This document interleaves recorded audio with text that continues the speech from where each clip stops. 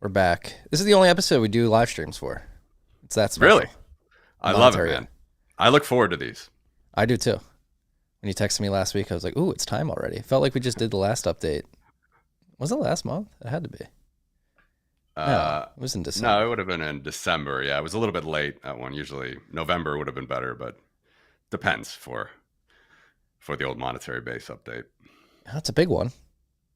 It is 50 currencies, a lot of 50 central banks, currencies. a lot of scammy websites that you have to go through that crash all the time when you try to get the data. It's not easy. Well, God bless you for going through all of that. I'm happy It's to, man. it's important. Bitcoin, It's a joy. seventh largest base money in the world right now. Dude, Sixth largest. If you take out it is gold, getting it is getting very, very real. it is. Uh, you know, feel free to pontificate anymore, as we've talked about. But I mean, we're getting very close to passing up the old pound sterling and the last mid-major currency before we get to the big four. It's pretty wild. And it's funny that we're about to pass the pound sterling. I'm not sure if you saw it yesterday. Tucker Carlson did an interview with Glenn Beck, which he was explaining that he wanted to have Boris Johnson on his show to explain why he decided to disrupt potential peace talks between Russia and Ukraine. And Boris Johnson said, "Hey, if you want me to interview you, I'm going to need $1 million. And I'm going to need them in U.S. dollars, gold, or Bitcoin." And the former UK Prime Minister did not want to take his interview payment in the British pound sterling. Very interesting fact. He wanted, and Tucker published that. Yes. Oh my god! Wow. Well, yeah. There's lots to say about Tucker, as you know, our part of the world. We might want to hold off on that. Actually, Let's hold off on that. every day, I am glad that Russian bombs aren't dropping on the Baltics. Our Ukrainian friends aren't as lucky, and we're going to do all we can to help them. But we might want to hold off on that before we, you know, the geopolitics usually come later in the base money update, right? It does. But we could start with geopolitics here in the U.S., Okay. which is what we were discussing before we hit record. I was telling you I fell down a rabbit hole last night. Somebody sent me a screenshot of the Cloward-Piven strategy. Look and pull it up. And this sent me down a rabbit hole. So here in the United States, obviously we've got a lot of things going on. Our debt's exploding. There's a bunch of illegal immigrants crossing the border. And somebody said, hey, you may want to write about this in the Bent this week. So the Cloward-Piven strategy is a political strategy outlined in 1966 by American sociologist and political activist Richard Cloward and Francis Fox Piven. It is a strategy for forcing political change leading to societal collapse through orchestrated crises.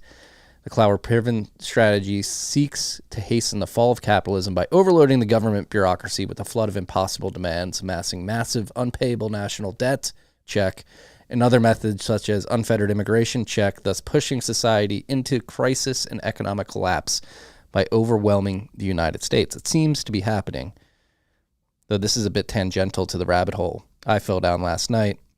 I started Googling Cloward-Piven strategy and came across a YouTube video of a debate between Thomas Sowell, Milton Friedman, the woman, I forget her first name, but Piven, who's part of this, one of the creators of this strategy, and some British dude. It was like a 10-minute debate, really interesting. And then I just kept watching these free to choose videos. It seems that Milton Friedman hosted a really good show back in the 80s, just having good Socratic debates around economic topics. Why don't we have this anymore? Well, it's moved online. You got to watch that's true. TFTC. You got to watch true. TFTC and follow Bitcoin pods. The Milton Friedman Free to Choose series are wonderful. I highly recommend them to any aspiring young liberty seeker and someone who wants to understand free market economics and Bitcoin. The Free to Choose series are wonderful. Milton Friedman got Arnold Schwarzenegger into it. It was great. I mean, everybody just loves Milton Friedman. There's a famous quote actually by the first prime minister of Estonia after we broke free from the Russian chains in 1992. And the only book on economics that he read was Free to Choose. That they turned it into a book. It was like a series and a book as well. And people asked him later why he had chosen. Let's see if I can get this right. People asked him later why he had, read that book and followed the free market recommendations that Milton Friedman laid out. People asked him why that he did that, and he said, "Well, it was the only book that I ever read." And then he said, "I did that because I couldn't find." Oh, I'm gonna mess this up. I messed it up. Basically, the bottom line of his joke is, he's like, I realized. I totally messed it up. It's a great joke. It's a great line. Basically, he says, the U.S. basically no one was doing it, so we decided to do it, and then I realized that basically the U.S. isn't doing it either, and it's obviously a little tongue in cheek because the U.S. of course doesn't follow these wonderful free market policies that Milton Friedman and many Austrians espouse, and that's of course the joke is that you literally had to go to the small country of Estonia to see countries that were going to enact these policies, and they did. And Estonia is a wonderful gem of digital capitalism, free market capitalism, and there's a lot of interesting things going on there. Yeah, no, it's funny, this debate conversation, I guess you can call it a debate, the series with Piven, that's what it all revolved around. The subject was what is equality? When we say as economists we want equality, is it equality of opportunity or equality of outcome? Yep. And Piven, the socialists, were saying we need equality of outcome because the free market enterprise, as it is set up today, does not enable true equality from an opportunity perspective. And this is where Thomas Sowell and Friedman were coming in and saying, agree, but they would argue that we don't live in a free enterprise society. The ratio of free market control over the economy versus government control, the ratio is skewed too heavily toward the government, and so you don't get the true equal opportunity that you would expect. They're indexing towards equal outcome. And it's crazy that we're still having these debates today because it seems, I think Thomas Sowell is probably the sharpest in this particular subject. Like, it seems very clear to me that equality of opportunity is the most important thing. 100%. And I've said this on your show before. Eastern Europe, if you're going to get into the woke debate and you're going to blame economic problems on race, color, creed, culture, whatever it might be, you only have to look to Eastern Europe to see that we are the biggest antidote of this nonsensical argument. Eastern Europe was trapped under the Iron Curtain for 50 years. Didn't want to be, just happened to be that way because, that's how the borders fell after the Nazis were destroyed. And, the Iron Curtain fell. Socialism was completely the norm in Eastern Europe for 50 years. Unfortunately, now there's like this gangster sort of socialism in Russia, so they have not gotten rid of it. But as far as all the other Eastern European countries, if you're talking about, say, my parents' generation, someone who's grown up in the 50s and the 60s, they were poorer than my grandparents' generation, someone who was growing up in the 30s, 20s and 30s. And that was a first, like anywhere. That was just simply a first. And so you can never forget that. The Soviet Union is the best example of all of this. And by the way, you fools, we were all white. We were all white. It's not about race. It's not about race. It's about economics. It's about freedom. It's about liberty. So it's just not about race. Yeah. Yeah. It's daunting here because the whole political climate in 2024 here in the United States is completely insane, chaotic. When you look at the border, that's why, like, if you pull that tweet back up, that's why I think this person sent it to me, is because the one strategy of the Cloward-Piven, the one variable, the Cloward-Piven strategy is to flood a nation with illegal immigrants. And this is where the waters get muddy.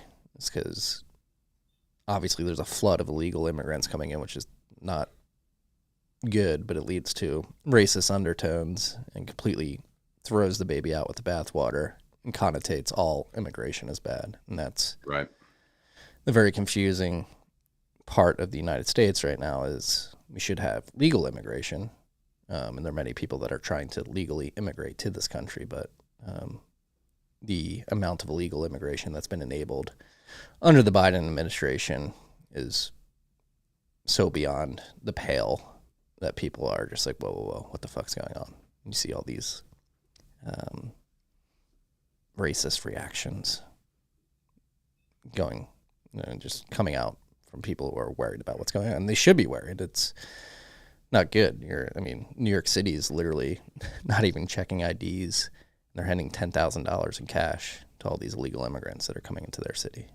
And as a taxpayer, whether you're in New York City or any other part of the country, who's looking around saying, hey, I'm getting crushed by inflation right now. My job prospects aren't good. Like, what the fuck is going on? How are you just letting millions of people come in and handing them money that I coughed over from my hard work?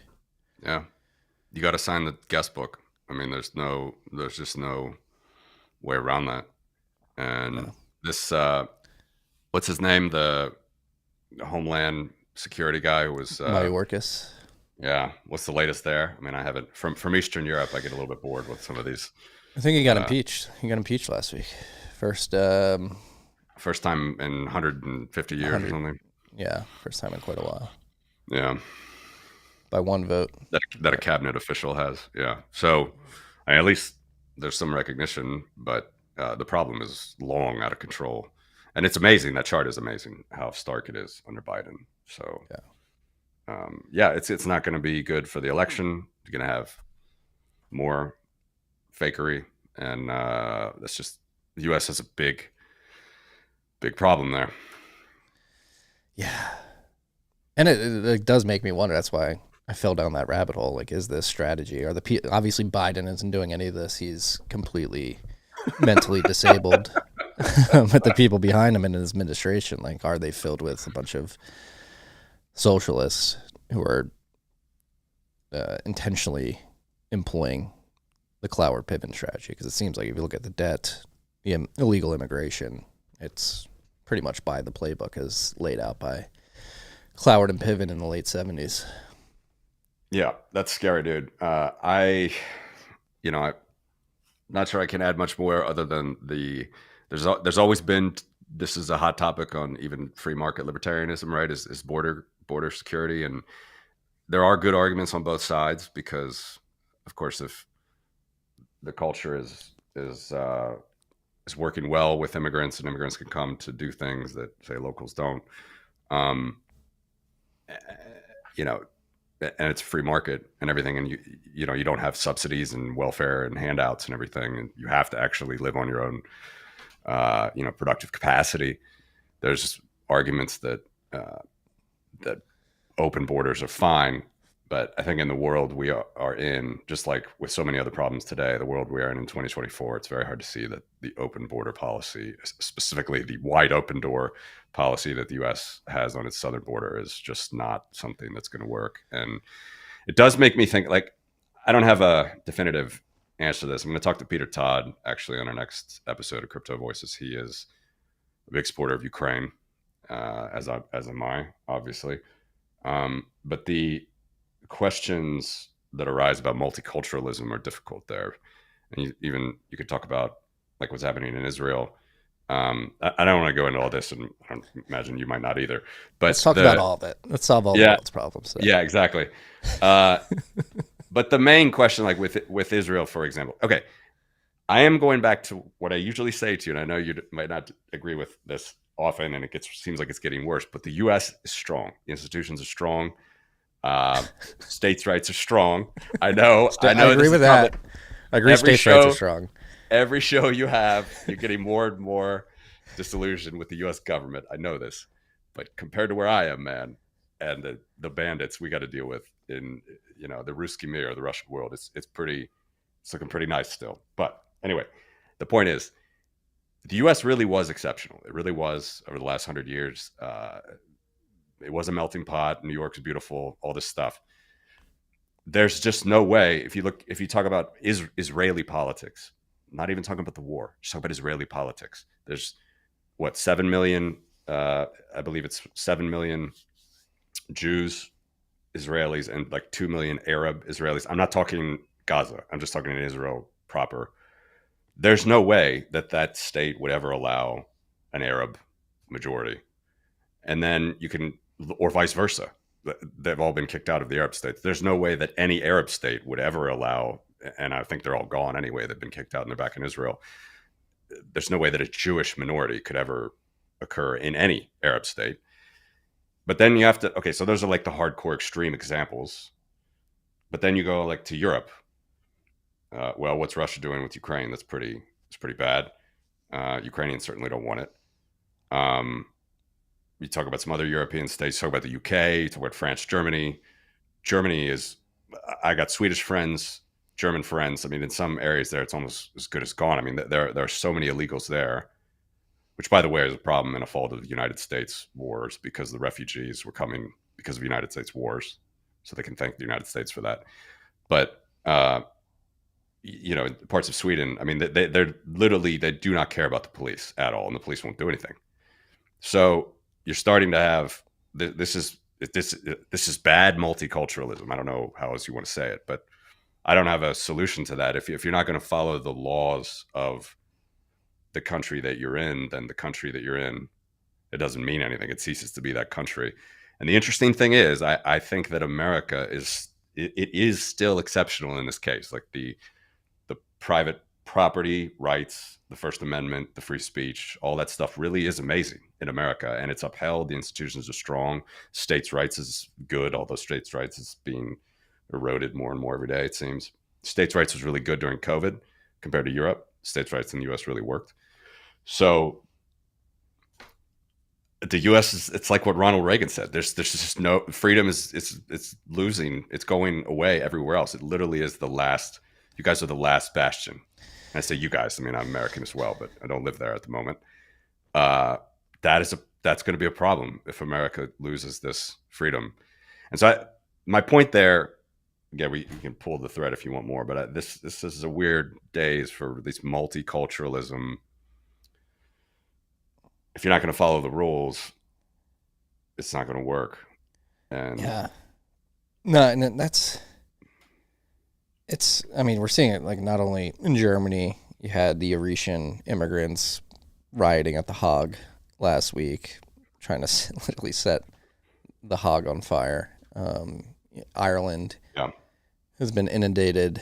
The people there are getting very pissed off about what's going on. Obviously, we have what's going on here in the United States. And I mean, you know me, I'm Marty Jones. Like, I think there has been concerted effort to flood everybody's borders with this to create chaos, to usher in a socialist society. And I do agree that we are the last bastion of freedom here in the United States, but I think that's why I hold this stance pretty hard. Like, it is actively being eroded at a quickening pace, particularly in this administration, to the point where it's like, all right, like, we can't get complacent and apathetic and just be like, yeah, we're the bastion of freedom in the world, which is true, but it can easily slip out of our grasp if we get complacent and apathetic and we're not vigilant about protecting what makes us great in the first place. And I think comparatively today versus a decade ago, we're much weaker and have much less freedom and autonomy. That's the weird thing about this border crisis and the immigrants. It's like everybody, like even the people in New York, Chicago, and the liberal cities, the sanctuary cities, Boston, they're throwing their hands up and saying, like, what the fuck are we doing? And their politicians are still doubling, tripling down. Like, hey, we need to kick you out of this school. The immigrants need to live here.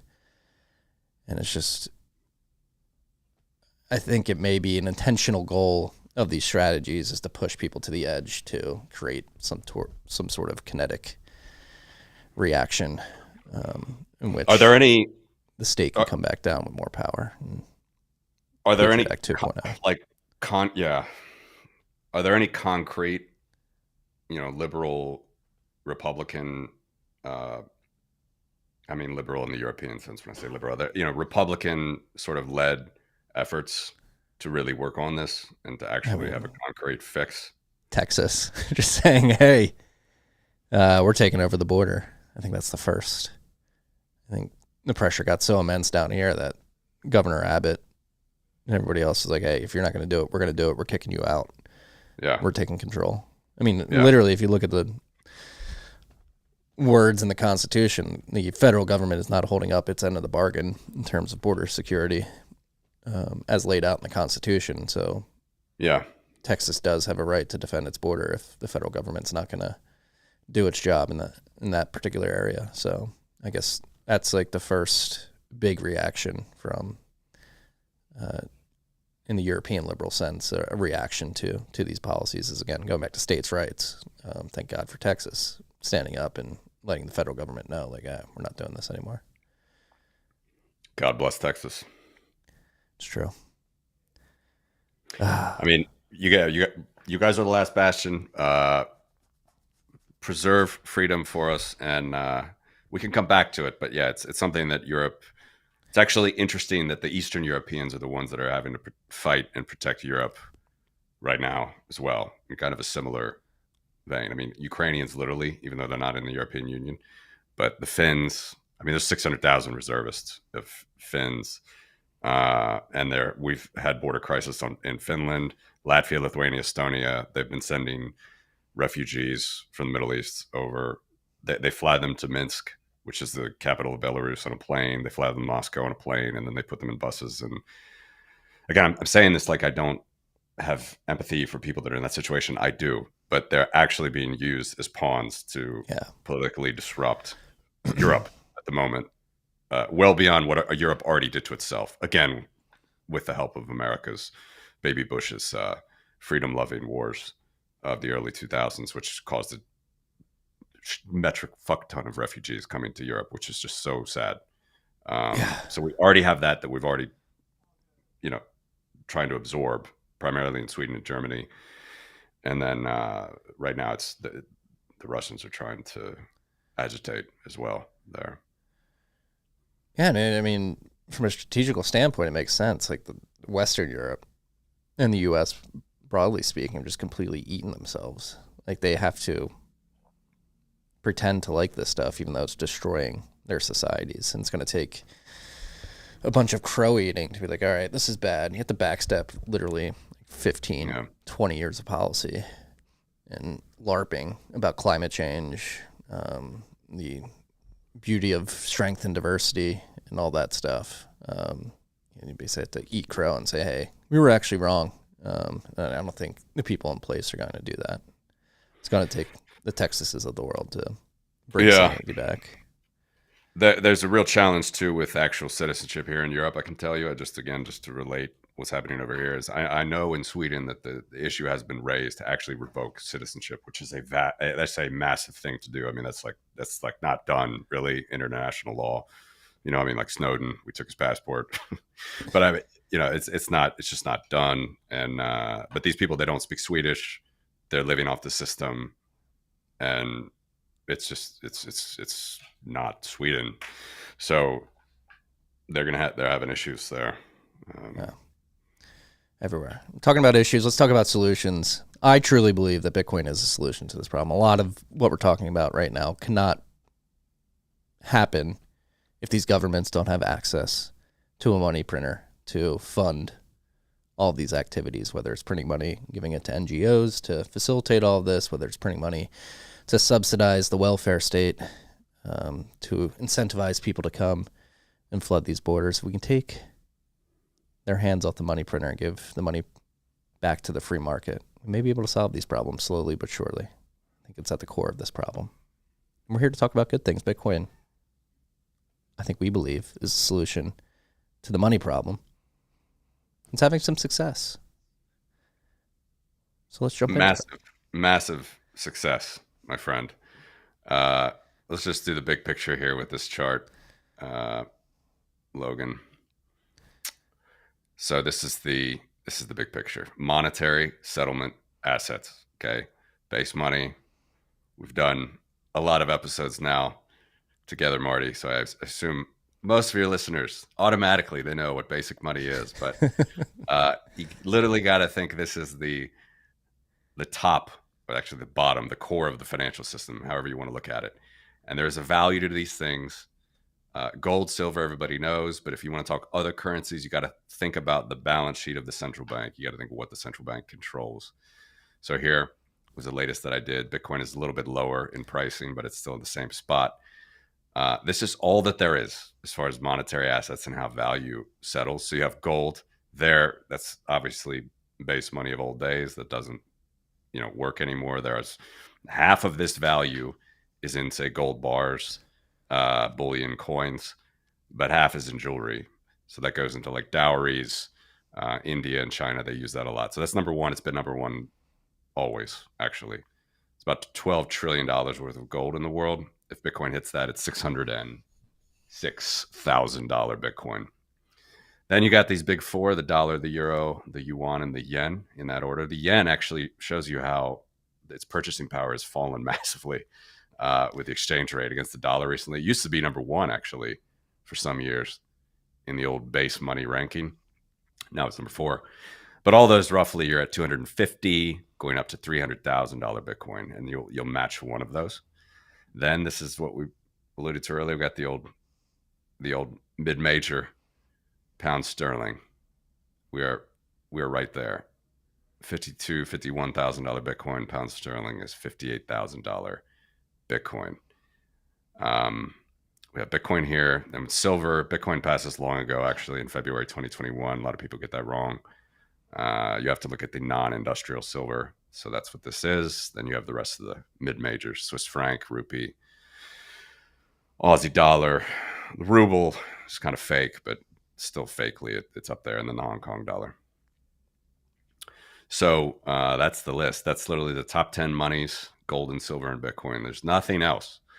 If you want to talk money, if you want to talk a settlement asset, which what Bitcoin is, it's what UTXOs are, that's what moving money on chain is. This is the picture. And just one more here. Let's go. Whoopsie. Let's go here. This is the top 5 currencies. And over the long term, same chart here. Let's take out the rest of the world. So here's the total. You can see that during COVID times, we were up to $30 trillion of base money. Now it's about $27.8 trillion of base money. And the dollar, the euro, the yuan, and the yen, roughly, give or take, make up 20% each. It's a little bit more in the dollar in the euro's case. And that's how it looks. So the top 5 currencies is 83% of this value. And the interesting thing to think about is, okay, so we talk about the dollar, the euro, the yen, these are like big currencies, but how much really does that represent in value if you looked at like across the population, across the spectrum? I have this chart here to show you. And this includes the Chinese yuan, which is not really a liberal currency, but as you see here, it's only 29% of the population. So people talk about how the dollar is so great or whatever. If you look at actual borders, and it's true that base money dollars, which includes those physical notes, $100 bills, are outside, like many of them, majority actually is outside of the United States' borders, the physical dollars, not the digital, the reserves. But, 82% of global basic money is in these top 5 currencies. That's 29% of the global population. And if you go out, if you take China out and you only look at Switzerland, you're looking at 65% of the base money mixes from those top 5 currencies, and only 11% of the global population is included in these. That's a privileged 11%. So it's clear that this money is not very democratic. It's not very egalitarian. It's not really working. What is their solution, right? Is it going to be Is it Fed now? Is it a CBDC? Are we going to go on the BRICS bucks? What is the solution to get the majority of the world capturing the majority of this monetary value, which we know is obviously not freely traded and truly freely traded like Bitcoin? I don't think that there is a solution. And so that's why Bitcoin. So that's kind of the summary of where it sits. And going back to the first chart that you had up, you don't have to pull it up, but I was just looking at it. If we pass $250,000 this cycle, Bitcoin will enter the top 5, surpassing the yen. If we somehow run to 300,000, I think we'll be top 3, right? Yeah. Top 3 of the fiat. Yep. F4 after gold. And, this is ongoing. This is a bit of train spotting. This is the 23rd post that I've done, the 23rd quarter following this stuff. And, the base money grows as Bitcoin grows. So it's one of these, it's Wittgenstein's ruler, right? You can never fully measure this because everything's always changing against each other. We can say that the dollar is kind of the global reserve currency. Fine, you could say that. But if you look at things in yen terms or something, it's going to look different. So you have to always understand that. One more point to try to point that out. Was it this chart? Yeah. So when I started doing this, and we started doing this, Marty, I think the first one we did was late 2018 even. Yeah. It's 20 trillion. 20 trillion. 6 years. Right. And yeah, it's down. It's down a few trillion from the COVID top. But again, the dollar's getting stronger. Other currencies are getting weaker in this chart. You have to understand that. I can't put, all of it together. Now, what I can do is show you the native inflation, which is also a good one, which I always do, the native inflation. And when I say inflation, I mean the growth of the money stock. So here, this is looking at all the currencies in this exhibit, 50 currencies. And this is since their individual start dates, which some start in 1970, most start in 1970, but the rest don't. They start a bit sooner. But even look at Brazil and Argentina. This is 50 plus years of data for them, and this is their average, their actual compound annual growth rate of their currencies over the 50 years. The massive hyperinflations that they've suffered of their 5-6 currencies respectively being reset. They're at 100% growth rate. Basically, is what if you've been a citizen of those countries for the last 50 years, that is the feeling of your savings if you had stayed in that currency. It's unbelievable. What's the average growth rate? Is it still around 13%? Yep, that's going to stay there pretty much. Unless it's not going to get better. If I add more currencies, it could get worse.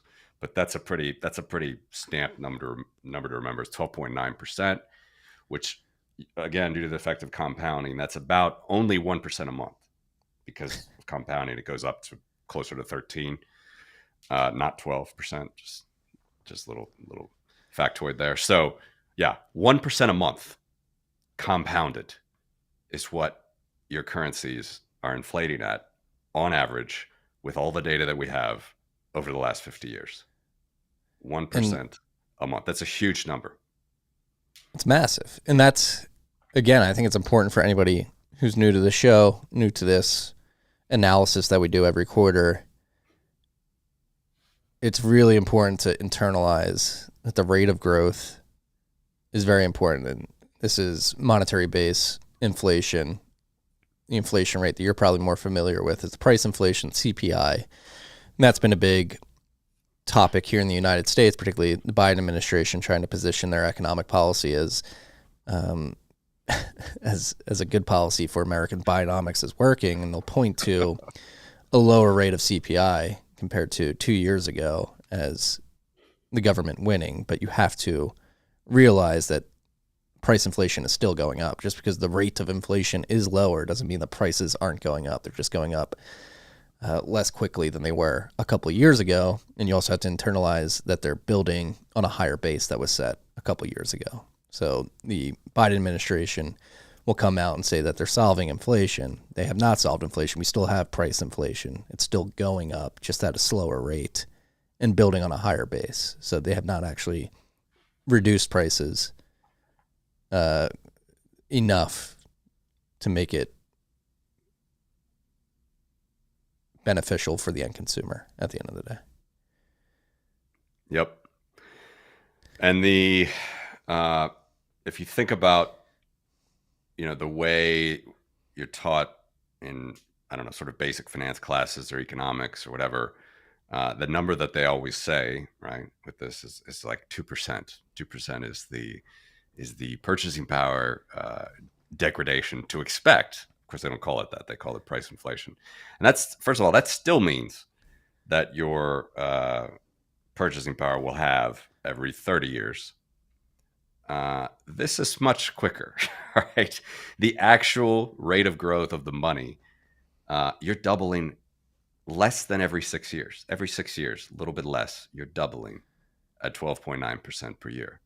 So whatever they tell you, it's like, watch what they do, not what they say. Whatever they tell you is very different than how this stuff works out overall. And there's no outliers here. I mean, look, Singapore data is not as old as the others. It starts in 1991, but even from Singapore data from 1991, it is by far the best currency, 7.2%. That's still 7.2% is exactly the rule of 72. That's going to double every 10 years. So the stock of Singapore-based money doubles every 10 years. And then the next one up is Canada at 8.4%. I can't believe US it's only is about there. 9. Yeah. That had to be last on the list like 5 years ago. It was. Well, first, meaning, best. Yeah. They really inflated it from COVID. They doubled their monetary base, didn't they? More than doubled. More like a factor of 5 at one point, and then it came back down. I'm not sure the factor that it's high enough now, but yeah, it definitely wiped out a lot, like a century's worth of better inflation. And Canada has a historically very stable, free, interesting banking system. They didn't even have a central bank until the 1930s. So, that just shows you that everybody eventually falls off the wagon, however you want to say it. No, and I sent this tweet out the other night, but the best trick the devil ever played was convincing the world that the global economy needs to be micromanaged by academic economists who manipulate interest rates and the monetary base while simultaneously telling you that sound money is bad. It's insane that we put up with this. And I was going to say something else. What was I going to say? Free to choose? No, not free to choose. It's double speak too. It's yeah. all propaganda play because particularly with, I think we've mentioned this on the show, but it bears repeating. The Fed's mandate is dual purpose. Make sure there's full employment. Be the lender of last resort. Sort of plays into that role, and then price stability. Yep. Their mandate is price stability, and yet they have a 2% inflation target. That's double speak. Your mandate's supposed to be keep stable pricing, but their policy is actively targeting unstable pricing, particularly towards the upside. Correct. And not every central bank has that. Most, like Europe in particular, does not have that dual mandate. They say it's just prices. But especially because it's a supranational organization and they don't have, theoretically as direct control over employment, although they do, of course. But it's total doublespeak, man. I mean, it's just so much nonsense. And if you look over the decades, I've done I can try to pull it up. I'm not sure if the chart will load correctly, but if you look at the Federal Reserve's balance sheet over 110 years, all right? I did a video on this pretty recently. Brass tacks, the balance sheet itself, the assets of the whole balance sheet, which includes the monetary base, it includes a little bit more, until 2008 for the Federal Reserve.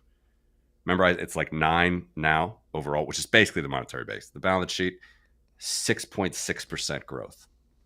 After almost 12% 11 and change. And that pulls up that 6% all the way to 9. So it's a huge change from what happened in the global financial crisis. And this is theoretically at the hands of someone who said he understood the Great Depression. But he was on 60 Minutes saying, hey, in college I studied the Great Depression. I know what I'm doing here.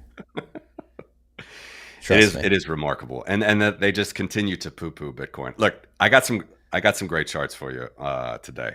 You're gonna enjoy these. Okay. Right. Before we get to the charts, we need to continue our bashing of central bankers, because you said yes.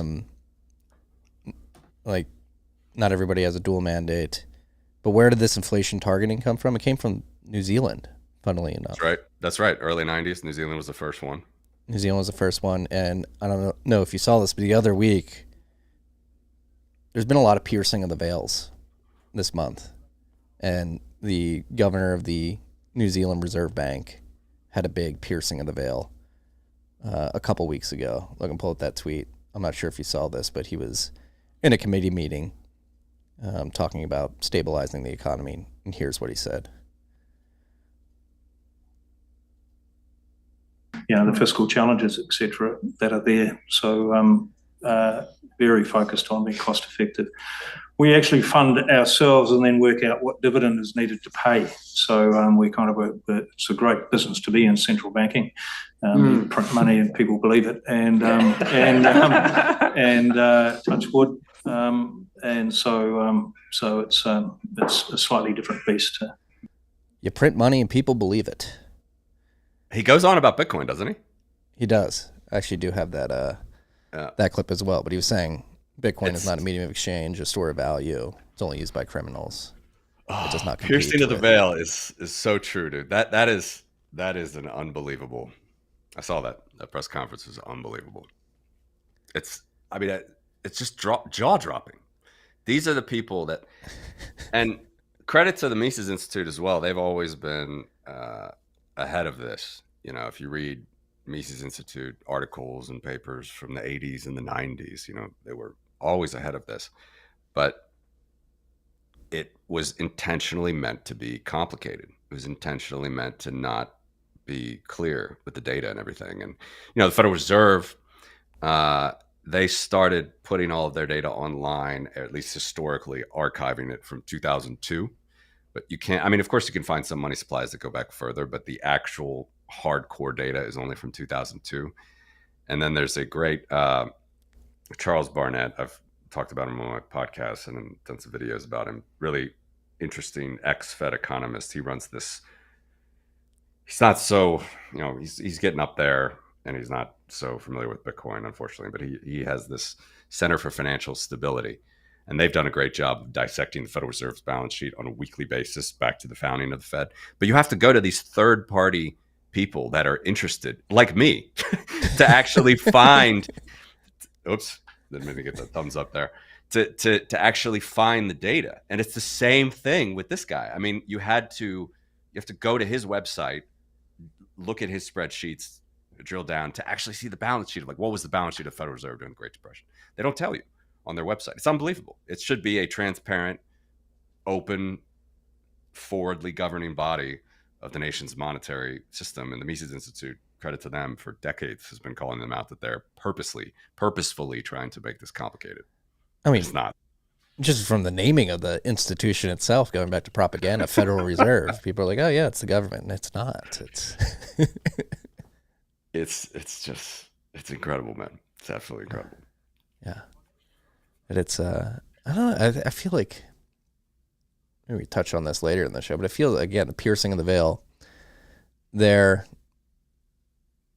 inflation pressures are still being felt by people here in the United States, with the immigration crisis adding to that, and looking at a president who cannot form a sentence. I think confidence in these institutions, whether or not they're strong or not, is another question, but confidence in them is certainly falling pretty quickly. And that's what I wonder, especially if Bitcoin pumping. You get the stamp of approval from the BlackRocks of the world. The dynamics leading up to the halving are unlike they have been in cycles past, where 25%, 26% below the previous all-time high, where we're typically 40 to 60% below the previous all-time high, heading into the halving historically. And I don't know, I don't want to be the guy that says this time is different, but I think the coalition of collapse in confidence in these institutions, Bitcoin's success, and the economic pressures that everybody's feeling on a day-to-day basis create a really interesting environment at which people may be more receptive to the fact that these institutions, particularly the Federal Reserve, does not have control of the money, and there may be a solution out there. 100%. And actually, good tangent here. I remembered the Mort Lahr quote. He said, and this is really related. He says, in the Soviet Union, we didn't know anything about free market economics, and no one had heard of Milton Friedman. And he's like, only later did I come to realize that nobody in America had heard about free market economics or knew who Milton Friedman was. And that is where we are right now. We've come full circle. It's only the Eastern Europeans and the Texans that have any clue about freedom. You have to follow the signal. You have to follow the signal. Yeah. That's what I do have. I mean, you mentioned it earlier. I said, where are these debates happening? They're happening here. And I think independent media, online media is becoming much more influential than mainstream corporate media at this particular point in time. I do have hope that the information is spreading. There's a lot of doomerism out there. I'm not definitely hedge. You enjoy it. You enjoy going down those rabbit holes. Yes. It's good to understand the possibilities. Absolutely. It can get dark though. Those rabbit holes can get dark quickly. I've been down the darkest of rabbit holes, Matthew. And I know you have. And that's why I say, and I tell you every time, and I know you disagree often, but there still is something special about what the US is doing. It's getting more difficult. I mean, every election cycle gets more scary. And Russian meddling is a real thing. I'm going to hold off on these comments until later, but it's going to get even worse for us all in November. And so, yeah, it's you just have to follow the signal. Bitcoin's going to help with that. Bitcoin is going to remove the violence from the state because they're going to have no other choice. Yeah, I gotta show you this. This is unbelievable, dude. This is unbelievable. We're going to power line trends. Where are we going? No, we'll do power in a second. This is Fedwire. All right. Now, I never did this analysis. I have to admit, like, shame on me. I just didn't think about it. I mean, I knew that Fedwire is, if you're going to talk about one system that's kind of analogous to Bitcoin, it is Fedwire. Okay. And I think most people might have heard that. I always knew that. And it does a ton of volume. All right. The value is absolutely astounding. And I'm going to show you that in a second here. But it's interesting to compare it to Bitcoin. Again, this is base money. So when we talk Fedwire, we're not talking, of course, there's two portions of base money. Remember, there's cash and coin, physical cash. CBDCs will be as well. Those aren't really started yet anywhere. It's very small in the countries that have, Jamaica, Bahamas, so on and so forth. But then the third component, or traditionally the second component, is this ledger base, the digital base. This is called the bank reserves. It's basically every bank's account with the central bank. And when they transfer money, they do it in a way like Bitcoin. It's a gross payment settlement. One goes, one receives.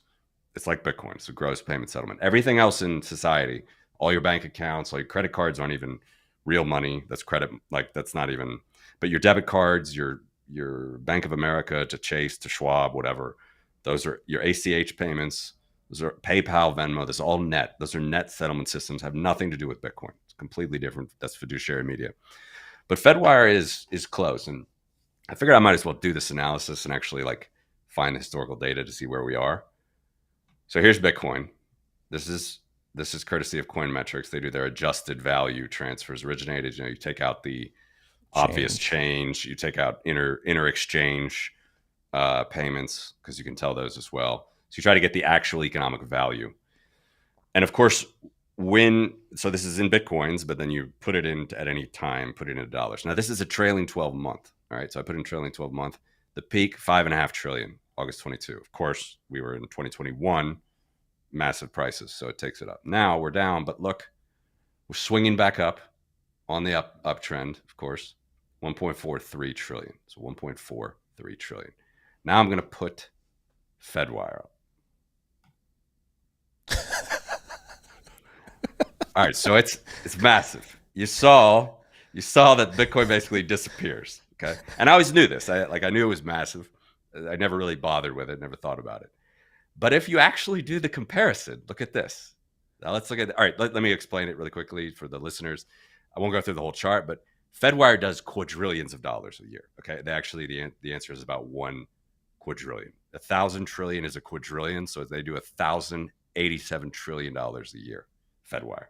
Okay, it's been up and down, global financial crisis, this and that. It's a little bit different than the monetary base. This is not asset value. This is volume, money flowing through it. Okay, so it's huge. All right, but if you compare the two now, just do a simple multiple. I have this Fedwire supremacy. Let's see how this looks. Let's give me on the right hand axis. Fedwire supremacy, I'm calling it.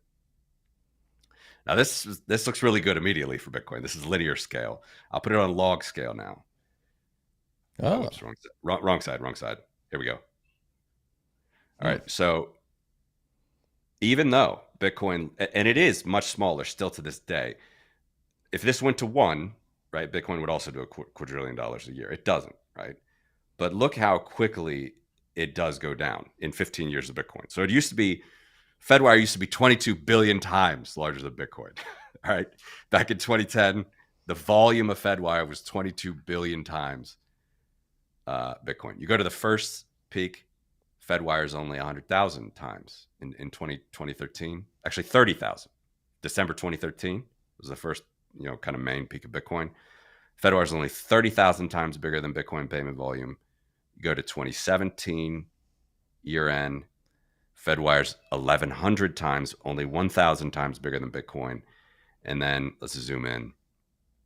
The last sort of trailing 12-month difference that really mattered in 2022, but that was close, 190 times. Okay, so it's still huge. But the trend here is just like every other trend of Bitcoin. And when this goes to 1, Bitcoin has equaled Fedwire. So this is an extremely bullish chart to me. I mean, this is obviously trending back down again. You can see it's rolling over in a good way. It's going down again, and it's going to continue to go down as the value of Bitcoin goes up. Fedwire is not, scaling as fast as Bitcoin. So here's where, again, I'm not Pollyannish about Bitcoin. I'm more of the free banker, do whatever we can do, but Bitcoin is still base money. I mean, Bitcoin is scaling. Bitcoin is scaling against the Federal Reserve. The Federal Reserve, 15 years ago, was only doing 30% less, right? It's still a massive number, $750 trillion a year. Now they do a quadrillion. It's not the massive sea change that Bitcoin saw every cycle, every halvening, every upgrade. That's actually an incredible thing if you think about it that way. And yes, it's still at this moment 760 times smaller than Fedwire, right? Fedwire can do a couple trillion a day. Bitcoin does 1 trillion a year. Okay, so it is massively smaller in value, but it is. If you look at this is like the money curve as far as I can tell. I mean, this is clearly going down, and it's going to go down as Bitcoin. Because Bitcoin doesn't have to do anything here other than its price goes up, and Bitcoin is going to be more competitive with Fedwire. But again, this is why Bitcoin is base money, and it's not anything else. It's not comparable to your checking account or your PayPal or a stock or anything else. This is what it's comparable to. This is why you come back for the quarterly update, freaks. This is one of, like you said, the most bullish charts I've ever seen. But this is why we have Matthew every quarter, because he does the hard work to surface this data. Like, this is one of the most high signal charts I've seen in years in Bitcoin. This comparison is pretty insane. Like, you could think, if you look at the multiples going down, like, we could easily be within like a 10x ratio by the end of next cycle. And you're segueing me here because this one I was sleeping on even more, man. It gets better. It gets better. All right. Now on this chart, I'm going to show you Fedwire versus the Bitcoin network as far as transaction volume, the number, payment volume, number of transfers originated. Okay. So Fedwire back in the 80s was doing 50 million transactions a year, 55. Okay. Now it does almost 200 million number. Okay. This is yearly, and always forget daily, just annual stuff is easier. It's 200 million a year. All right. A little less, 190. It got up to 204 during COVID. Now I'm going to include, everybody knows Bitcoin does 300,000. You can already do the math in your head, 300,000 transactions a day, but that's without batching. I'm going to include batching, which are the payments, individual UTXOs. An exchange makes a payment. They can send it to multiple people, including batching. This is Bitcoin payment volume on a trailing 12-month basis. Whoa. It is already bigger than Fedwire, and it was already bigger from 2016, man. Holy shit.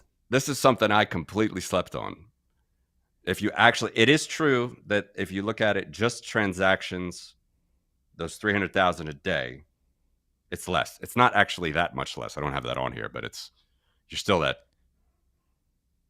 whatever. You can do 300,000 a day and take that to a year. For anybody who's listening to this doesn't understand what we're trying to get at, yes, you can only have 300,000 transactions a day, but as Matthew explained, some of those transactions can be batch transactions, which typically come from exchanges. So if you're a Bitcoin user, you buy Bitcoin on an exchange, you want to sweep it to cold storage, you'll give the exchange an address and you'll say, hey, send it to this address. And the exchange, wanting to be economically efficient, isn't going to do an individual transaction per withdrawal per user. So they'll aggregate a bunch of users looking to withdraw around the same time into one single transaction with a bunch of inputs a bunch of outputs that go into individual address inputs for all those users' transactions that they're batching. So with one transaction, you can essentially flood Bitcoin to thousands of individuals at once. Yeah, and they do it every block. I mean, this is just miners do this. It's a known thing. Best practice. It's nothing new.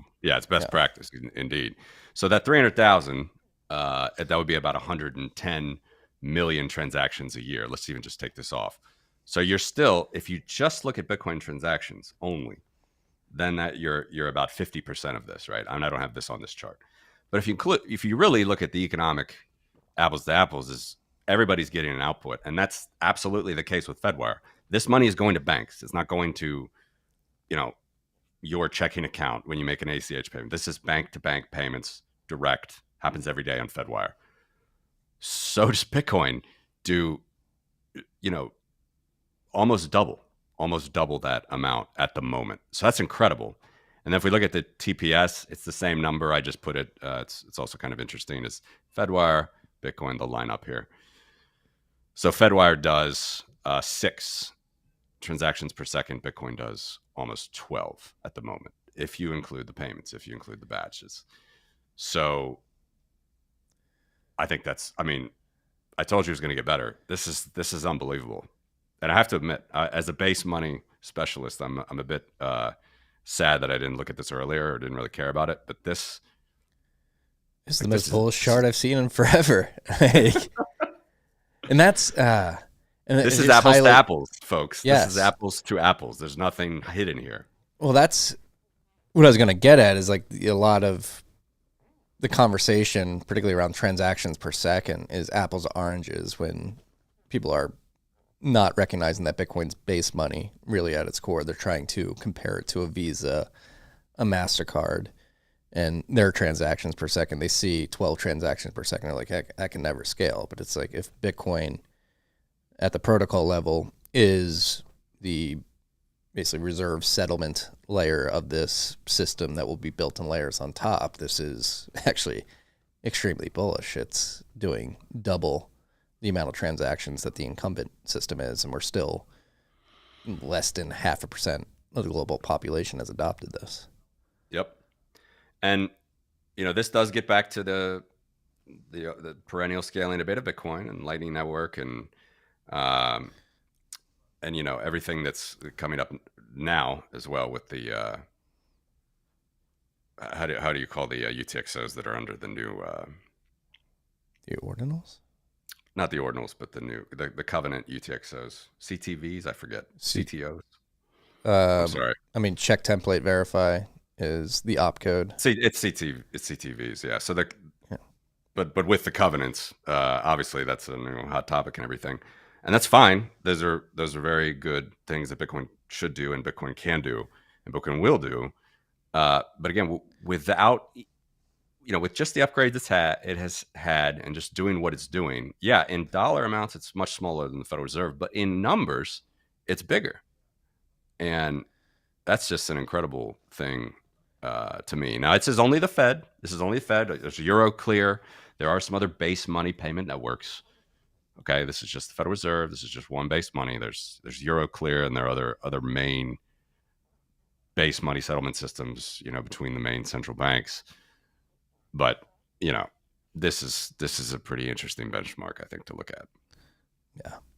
Yeah. Warning: you have to fix something on your website. I just got like a go back warning. Yeah, thanks.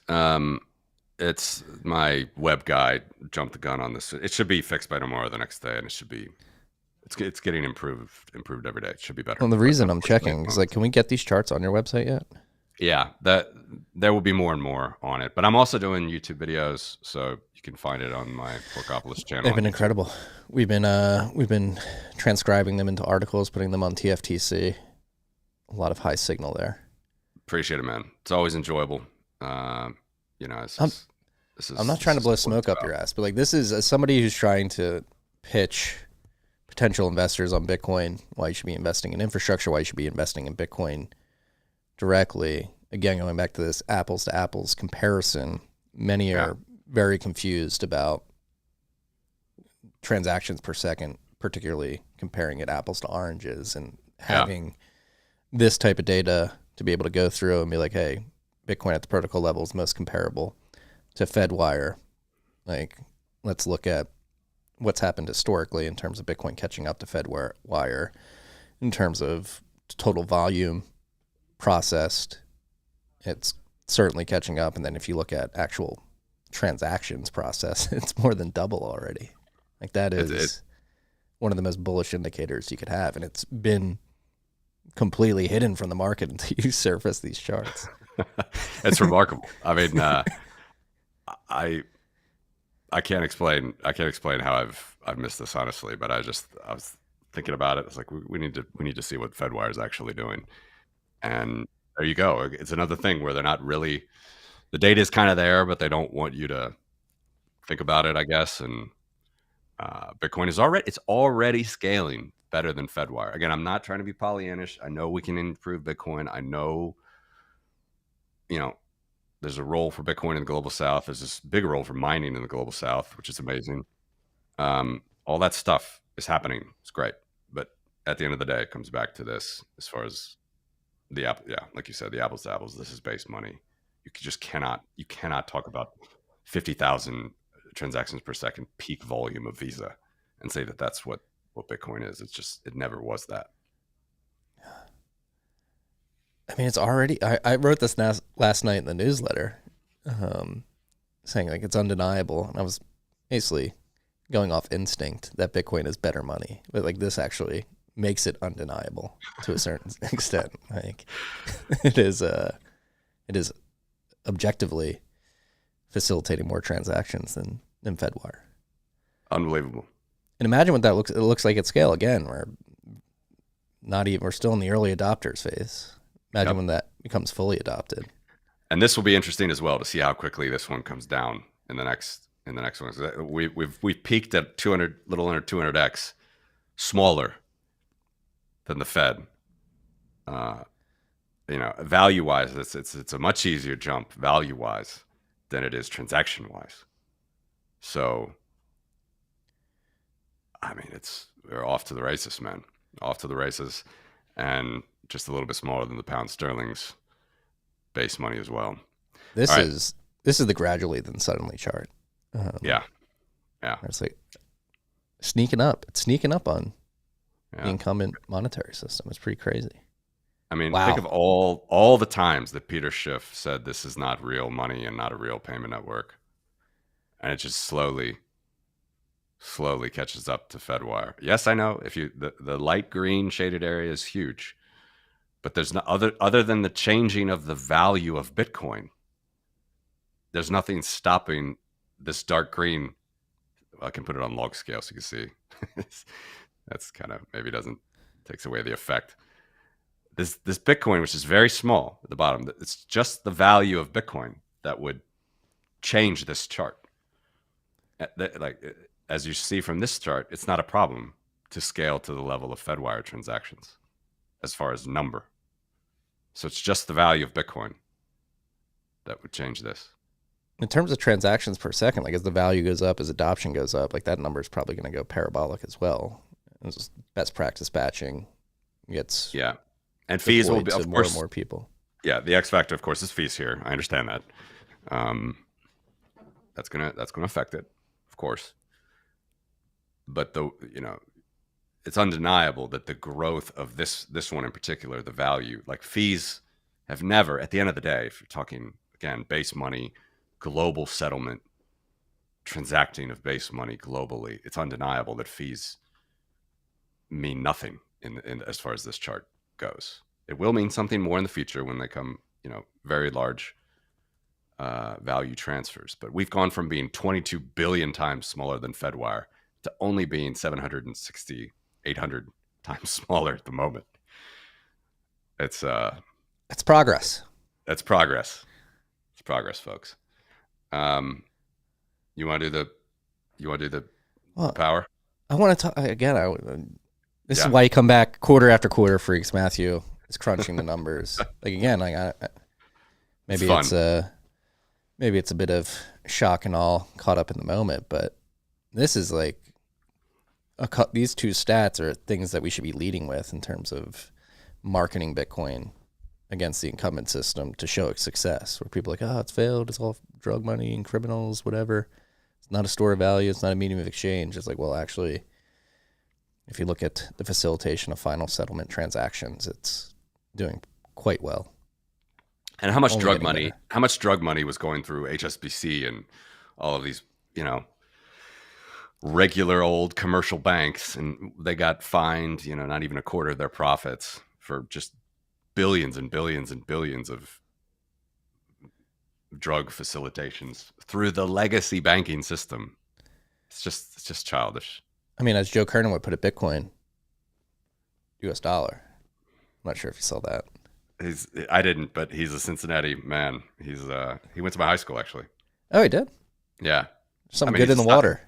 He's a solid dude. I mean, what would you expect? So he was saying that Gary Gensler was trying to be like, Bitcoin's only like for money laundering.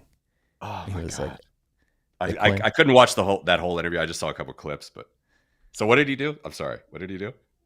Joe Kernan stuck up for Bitcoin. He was like, come on, Gary, we're being serious. Like Bitcoin, in terms of the overall money laundering that happens in the world, it accounts for this much, where the US dollar, this much. And of course, Sorkin hopped in. It was like, well, Joe, let's get back on topic here. Hopped in with his bullshit. his pseudo bullshit. Like he thinks he's such a contrarian, and he doesn't understand anything about it. Yeah. His pseudoscience bullshit. Yeah. So it's incredible. I mean, Gensler just gets more embarrassing. These people are losing it, man. They're losing the plot. That's what I'm saying. I think, and that's like what I'm trying to do here. What you're trying to do is to educate people about this. But like, that's a big question on my mind, is like, how do we take some more ground and really get to people and be like, hey, they're fucking everything up. And come over here. I think, and again, that's why I think the disservice, going back to like doomerism, even though I could fall down those rabbit holes, and I've certainly written and recorded a lot of podcasts that have a doomerist tilt to them, but I do think painting an optimistic future is probably a much more effective way of convincing people. I just go back to 2013 when my wife and I were long distance, and I was first falling down the Bitcoin rabbit hole. She would come to Chicago from New York. We'd go get brunch. she'd get in late on a Friday night, would wake up, go get brunch, and instead of doing like, hey, how was your work week? It was like, hey, the financial system's about to melt down. We need to buy as much Bitcoin as possible. And, tears. It took her a while to be convinced of Bitcoin, I think, because of the doomerous tilt that I had on it at that point. Literally long distance. First, I remember this one trip. I think it was like the first year we started dating, maybe our second trip out to Chicago. We're at this brunch place in Ravenswood, north side of Chicago, and she's just like crying at brunch, and people think I'm like dumping her, but I'm just talking about Bitcoin and the impending meltdown of the global financial system. How prescient you were, my friend. No, you got to get on the lifeboat. You got to get on it. Yeah. Power law charts? Do you think we've hit the trend line yet? Do you remember? What do you think the trend line is at? I thought it was like 56 the last time we talked, right? Or maybe 62?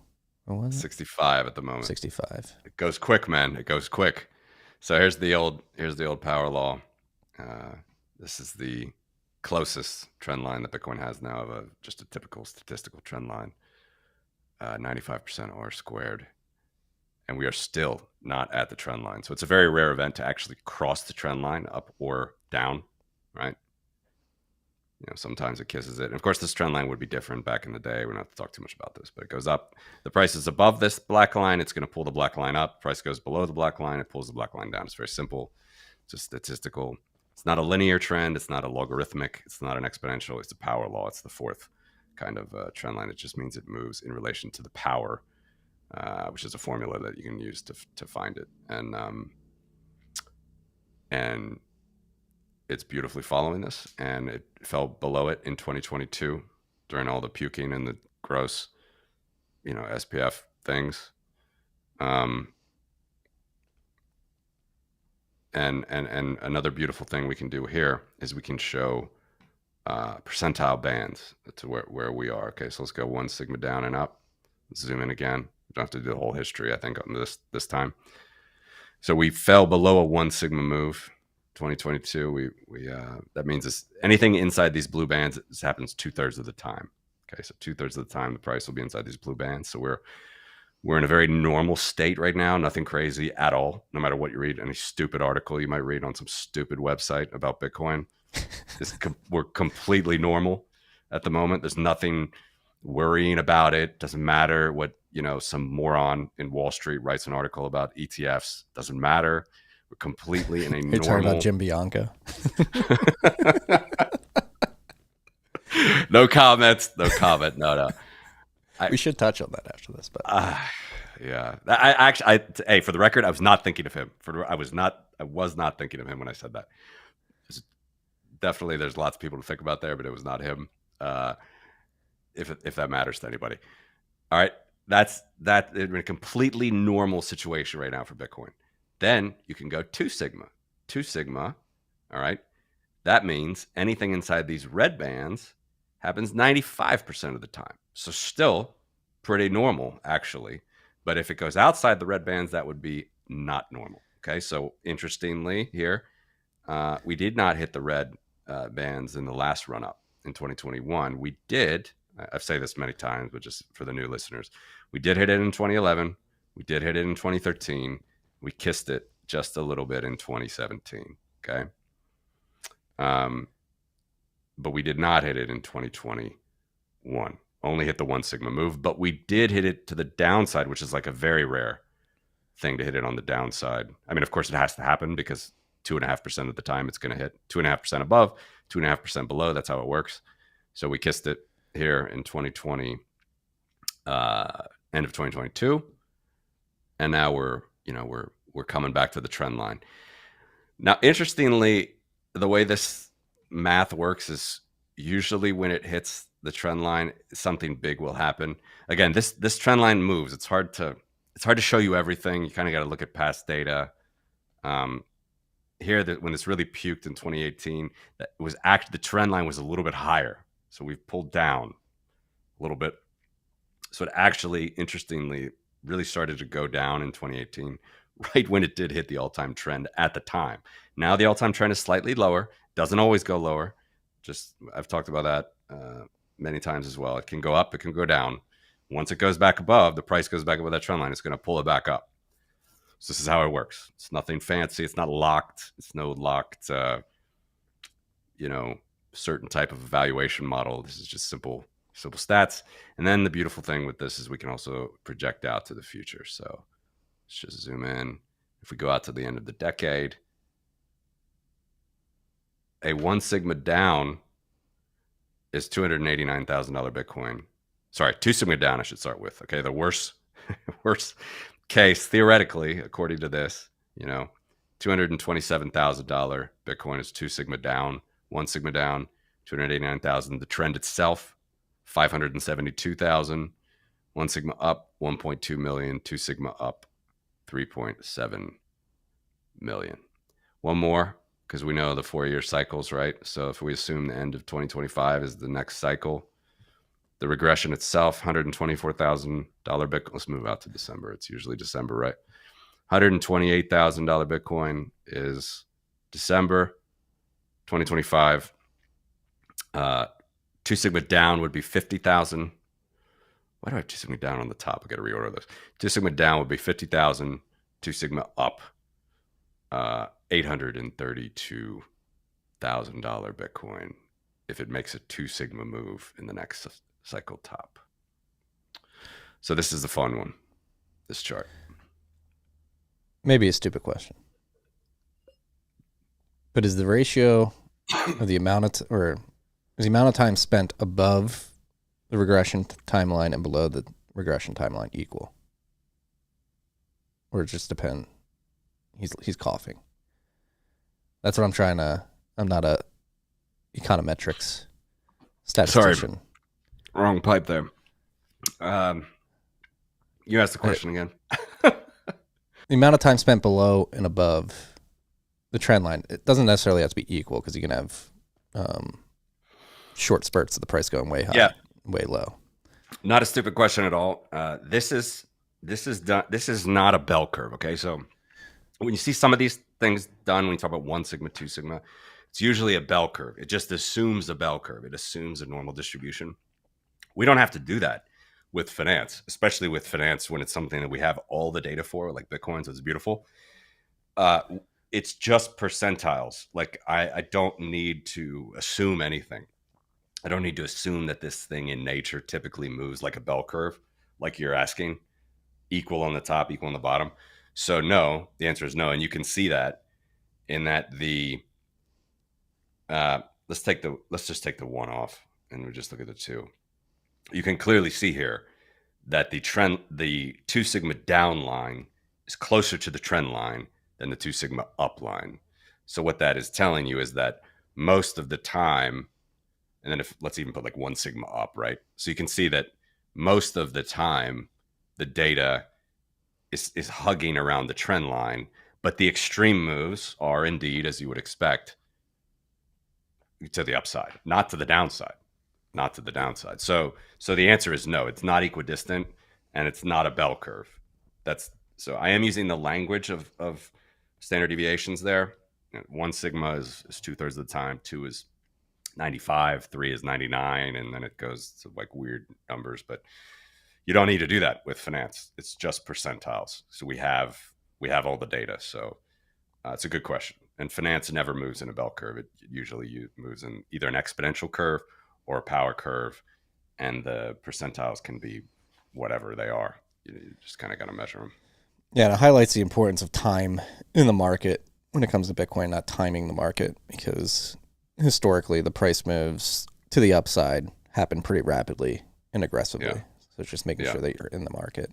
I was trying to determine, like, if the price is going to be below the trend line for 60% of the time, like anytime it's below, it's probably a good time to buy. Not giving financial advice here, but I'm sure people are looking at this chart like, should I use this as an indicator of when to back up the truck? Yes, sir. Always, never financial advice, but I don't have off the top of my head, but 60/40 is probably right. I mean, you're not far, probably 60% being below, 40 above. And then it would get even more crazy the higher those bands you go. It's like pretty rare. You can see it's pretty rare that it hits the red on the upside, but it's not that. It's rare, but it's hovering around the red to the downside more. Yeah. So is this time different? ETFs are here. They're gobbling up thousands of Bitcoin a day at the current moment, at the current price. Has there been an inflection point that could render historical data, not render it obsolete, but really make it so like historical performance is not indicative of future results? I don't, as far as this chart goes and this data, I would say no, because first of all, in 2017, you had CME futures starting and people could short the hell out of Bitcoin, and they did, although the open interest wasn't that big compared to what it is now. So you had that in 2017. You know, again, all the Wall Street, as you go down, all the Wall Street people, they think they're vindicated. They think they know what they're talking about. They're so happy that, you know, something they don't understand does poorly. And then, look, it just turns around again. And so, yeah, I if anything, obviously it's going to go to the upside. But you know me, like I'm not so bullish on like traditional Wall Street stuff. So I would not. I think it gives it legitimacy. It's good. It's good having the ETFs and everything. But I am not. You know, use multi-sig. If you're going to hold coins, hold them in multiple jurisdictions. Be careful. Be safe. Get your funds out of banks. It's fine to use banks for very, very small amounts. That's how you should look at Bitcoin. That's how I feel about it. It's maybe, I don't know if I'm dodging your question, but no, I don't think it's different. If anything, it's the Wall Street effect might push it to the upside more, but we had shorting from already 2017. I'm envisioning just a day at some point in the future where we open up this chart and it's so far above the top red line. And we're like, we're popping champagne.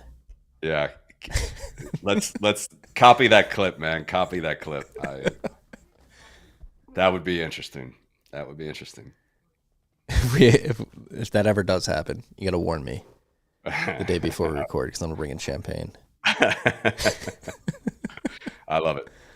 It is. It's number go up technology. All, you know, sound money wrapped up in a get rich quick scheme. Any sort of, you know, tagline you want to apply to it, it's fine. But it is free market based money. Anybody can send it anywhere. You know, you can't send Microsoft stock to someone in Turkey, but you can send Bitcoin. It's incredible. I'm not Pollyannish about it, but I think that people need to really start looking at it from that way. Again, you're going to read 50,000 articles tomorrow about why Bitcoin's not as good as Visa, or its price is not going to be as good as Apple or whatever. Oh, another one, by the way, this video should be out already now on YouTube, but there's nothing else left, Marty. Look at this. You know the old company market cap, right? It's a good site. It's a global, I think, on all categories, all assets. Well, this is all assets, including public companies, precious metals, cryptocurrencies, ETFs. Now, this doesn't have my base money. I'm going to make a chart with this, a table with it. But there's nothing else. First of all, we have Saudi Aramco. That's the only like non-major U.S. exchange company. You have silver. This is actually incorrect. This is total silver ever mined. You really need to discount industrial silver here. It's constantly churning through, with electronics, with chips and all this electronic usage, industrial usage of silver. It's not a store of value, silver. Some of it, I should say, some of it is, but it's roughly 50%. So that you get back, if you can see here, if you take out the 50%, you're roughly back to my number, 600 and some billion. Bitcoin's already bigger than silver. So literally we have Meta, stupid Meta, NVIDIA, Amazon, Alphabet, Saudi Aramco, Apple, Microsoft, and then gold. Gold is, again, you take off about 15% of that, get back to my 12 trillion is a better number than the 13. Is that you got to take out industrial gold as well. So that's it, man. You add these 7 more stocks. And what did I have? 5 on my base money table? Mm-hmm. And gold. So that's 7 plus 5. That's 13. That's 13 assets ahead of Bitcoin. Like, what are you doing? Like, Wall Street people, how can you ignore this anymore? There's 13 assets. It doesn't matter. You can get Bitcoin to golf courses. Doesn't matter at the end of the day. But if you want to go liquid assets, all right, and these are not comparable, by the way. This is way different. A stock is way different than money. Gold and silver is, fiat stuff is. But if you even want to, there are 13 assets that are larger than Bitcoin, and one of them is founded by Mark Zuckerberg, which is just, embarrassing. So we are marching on here, and it just does not matter. And when you look at this list, like Wall Street, what are you doing? Like, when you see the upside multiple for everything in front of Bitcoin compared to Bitcoin? Yeah, precisely. Like, Bitcoin's going to surpass all these eventually and just never move from the number one spot. Precisely. And Saudi Aramco, I mean, they're already trying to get into green energy and stuff and hold their position. They should be mining. I know you got too many tangents, but this is an interesting one too, I think. No, this is fascinating. It is like, it does. Like, on one hand, you want to shake Wall Street. Like, what are you doing? On the other hand, it's like, all right, yeah, keep your head in the sand. We stack as many sats as possible. Yes. Agreed, man. I think that's it for the charts for today.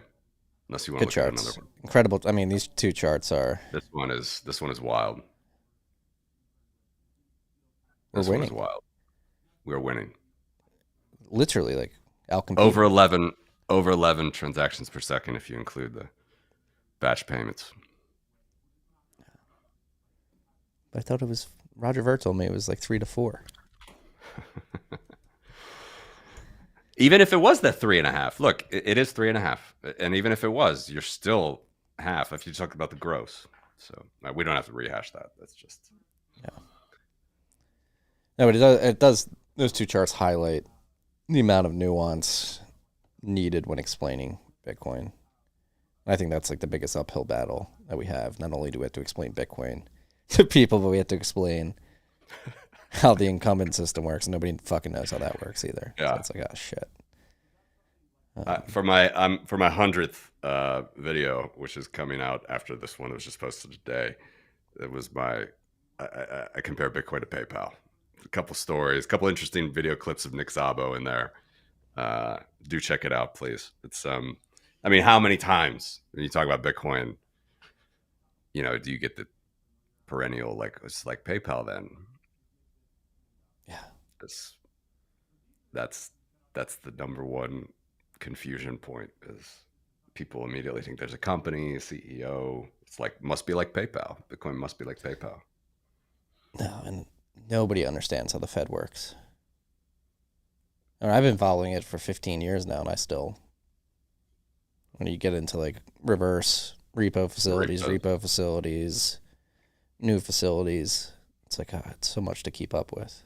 Like you said, intentionally opaque and confusing to make it so people don't find out it's all a scam. Yeah. They should just chart it out. They should show you how much of the national debt they own. They should show you. I think I can pull this one up. Oh, that's actually a good point. I did want to bring it up. I was thinking about it earlier. So I did a retrospective around the 15th anniversary of the Genesis block, January 3rd, 2024. Instead of doing like 15-year retrospective on Bitcoin, I did a 15-year retrospective on the changing of the monetary base and the national debt, particularly And I think you're the best person to ask this question because I could have been way off base. It just intuitively made sense to me. But if you go back to January 29, 2009, the ratio of national debt to the monetary base was 1.26. The monetary base was around like 8 trillion. National debt was, I think, around 10 trillion or something like that. 10 to 12 trillion. Fast forward to January 2024, that ratio has expanded from 1.26 to 1.68. So $34 trillion in debt, $21 trillion of base money in the monetary base. And to me, intuitively, that expansion of that ratio from 1.26 to 1.68 signals that it's got to revert to the mean somewhere between those two numbers, which would basically conclude that you need to expand the monetary base pretty significantly. I have it here. You will see it. Yeah. All right. So again, this is not the monetary. I'm gonna put this on log scale on the left. Okay, so it's not log right. This is the national debt going back to the beginning of the country. Right. So here you got, not even 100 million. It's scale is in billions. Okay, you don't get to billions until after, I think, the Civil War. Yeah, right around the Civil War. So you're in like hundreds of millions before then. This is Jackson. He actually extinguished the debt and the Second Bank of the United States. You got Civil War. You see in wars, big jumps. World War I. Okay, and then the Fed comes. Let's zoom in. Fed. You see World War I, big jump in national debt. World War II. Let's take this off. World War I, big jump in national debt. World War II, big jump. We're up to 250 billion by World War II, then just slowly up. Vietnam War is just like a constant drag increase in the debt.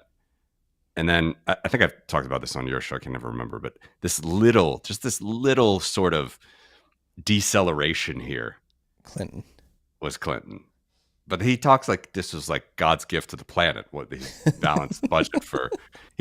All it means is he did not spend more than he took in taxes for a couple years. It wasn't his 8 years. It was a couple years. So that little bit of a gentle deceleration, and then actually, back up. On that topic, somebody brought the fact that during that time, I think they launched the Roth IRAs. And so I think a lot of reason for that was people transitioning their IRAs to Roth IRAs, and on the Roth you take the tax hit up front, I believe, or vice versa. Whatever happened, like something with the IRAs changed, and a bunch of people transitioned into an IRA that you took the tax hit up front. So that led to a crazy influx of tax receipts. Interesting. Yeah, I never read that, but I do recall people talking about Roths a lot because I was just starting to invest in stocks at the start of the 2000s. So it's just before that. I remember Roth was like the hot topic then. Interesting. Yeah. So anyway, we can do the ratio, which you were talking about. It's not this is actually the Fed's. This is now the asset side. It's monetary base is the liability side. That's what just like when you put money into a bank, they have a liability to you. It's the same thing with central bank. They have a liability to their banking clients, their main banks. But on the asset side, they take that money they just printed and they buy assets. They buy government bonds. So now let's look at, we have the national debt, and in the dark green, it's the Federal Reserve's. It's a very precise number here. I'm not showing you the total Fed balance sheet, although this is basically the total Fed balance sheet, but it's actually the government treasuries, the U.S. treasuries, the Federal Reserve holds as an asset. Okay. So I'll put that now on the right. And here you see, it's very interesting. The Federal Reserve, back when it was founded, did not hold any government bonds at all. Couple percent. It was actually more of a banker's bank. It's very interesting. I'm not saying it's a good thing, but very interesting that before in the 20s and stuff, they did not hold government paper at all. Like a few percent. They mostly just lent to banks. They held commercial paper, banks. Then it went up during the Great Depression, fell back down, but still we're under 10%, holdings of the national debt. And then we finally get to, remember, this is the percentage of the national debt. It's how much of the national debt the Federal Reserve owns. Okay, so in the end of Vietnam, they peaked here. And you can also see, it's very interesting. See how rigid, like jumpy it is? See how it goes up and down a lot? It doesn't do that here, notice. But so it gets up to almost 20% at the end of the Vietnam War, 1975, then falls. Clinton, whatever. And then let's just zoom into the big numbers, right? Global financial crisis. It falls here because they bail out all the companies again. So they had to actually sell their government bonds into the market for a time. Of course, like they had all these swap agreements, so like they didn't crash the market of. They tried to not crash the market of treasuries either. But here, the reason this falls is they were bailing out companies again, banks. So that's why this falls. But then, of course, they did the QE 1, 2, and 3, so it rose again. So now, at this point, at the end of QE3, they own 23% of the United States debt. Okay, so you need to, when you see a number, the Federal Reserve owns 23%, 23.5%, you need to think that's only, at most, 77% is owned by the free market. So 23% is owned by, a non-free market entity, a monopolistic entity. 77% is owned by the free market. Then they tried to normalize. COVID happens. They can't normalize. It tops at almost 30% of the government bonds, and now they're trying to pull it back down again. And of course, you and I both know that this is going to go back up at some point soon. So at the moment, it's back down to about 20%. This is the number. This is how much they own. Not only that, but that's the other thing. Yellen announced last year that the Treasury is going to open up the buyback window for Treasuries this year. Yeah. Which is essentially Yellen signaling, I think there's going to be depressed demand because interest rates are high, and who knows whether or not if we do these auctions, the market will react in the way we want, so we should open up the buyback. How does that work? So like the Treasury issues Treasuries and holds it on their balance sheet? It's a good question. Basically they they want to protect against failed auctions. So if at the moment, right now, even at the moment, the market only buys 80% of all U.S. government debt. Okay, so the Fed is there. It's the biggest player in the market. There are other big banks, right? The Chinese are there, although they don't have as much as they used to. I should get that chart. The Japanese are there. The Europeans are there. Those are huge players as well in the market. But then there's just regular investors, U.S. pensioners. So the market is still big, but the Federal Reserve is the enormous elephant. So they have 20% of it. I don't know the exact technicality of how they would protect the failure of that auction, but basically, yeah, it's the first time it's opened up since 2001. Yeah, I don't know. I don't think it actually is a Fed buyback. Is it called a Fed buyback? I think it might be the Treasury. No, it's the Treasury. The Treasury does it. Right, the Treasury itself, also the Treasury has its own balance sheet, which is the national debt. But that's a worse balance sheet than the Federal Reserve. So I don't know the technicalities of that. But just to again give a bird's eye view for people. So this $34 trillion, in a normal company. Okay, let's take off the central bank. It's $34 trillion of debt. A normal company, if you had $34 trillion of debt, you would need to, by law, or you would be bankrupt, you would need to have at least $34 trillion of assets. So production equipment, a plant, property, a brand, it doesn't matter. You need to have $34 trillion of assets to operate. If you don't, you'd be bankrupt. You couldn't survive long enough, and your stockholders would get pissed off and your creditors would be pissed off, and you couldn't do it. The Treasury doesn't work that way. Okay. And the Treasury is because of the Federal Reserve, because of the dollar, this $34 trillion in liabilities is matched by, I haven't looked at the numbers in a long time, Marty, but I don't know, maybe $5 trillion in assets. And they show it. There's a negative equity gap of like 20 plus trillion. I don't know what it is. It might be 25. It might be 30. They have all that the Treasury has on their balance sheet is land, some federal land, like in the Dakotas or something, and the future value of taxing its citizens. But even those numbers never make enough sense, so they don't put it on. So it's literally just a blanket negative equity situation always with the government. There is no asset. You can say that the Federal Reserve has the power to tax its citizens. They do not put that on the books.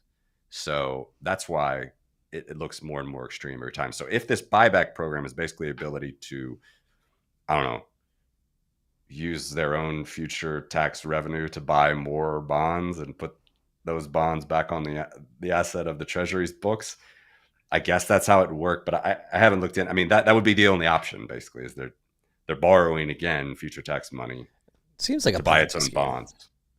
It's all a Ponzi scheme, man. I mean, these are the only institutions that don't follow the rules that we follow. So you got to be prepared for that when that inevitably. There's never going to be a hard default would be, okay, we have way too many liabilities, not enough assets, we're defaulting. They don't have to do that. They soft default all the time. They issue more and more. But yeah, that I will have to look at the mechanic of that buyback. That's an interesting question. You said it was 2001. 2001, I believe, is the last time it was open, which would make sense intuitively. Let's look at the Fed. .com bubble post 9/11. I think it might have been post 9/11. They opened the Fed didn't. The Fed didn't do anything crazy either. So I don't think it's on the Fed's balance sheet. It's a literal smoke and mirrors with the Treasury itself, with the own debt that they issue itself. So I'll have to check that out. But not a good sign. You're right. Not a good sign. And if anybody tells you that, oh, you're just being dramatic about the national debt, you're not looking at the asset side of the balance sheet. Yes, I am. Look at there are no assets. There are no assets. You can go on the Treasury's website right now and you will see like some land and that's it. There is no other, that's not matched. Unlike a normal company, there are no assets there on the Treasury's balance sheet. It's only the future value that it can tax its citizens. Yeah. Then they'll be like, the military. What about the military? It's backed by the military force. The roads. That's always it is crazy that they say the roads back it. The roads. Oh, thank God you brought up the roads. I had a perfect example of like who will build the roads. Last Saturday, oldest son, he's about to start playing t-ball. There's not a lot of income tax. There's no income tax down here in Texas.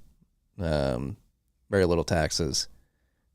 Get an email from the head of the league.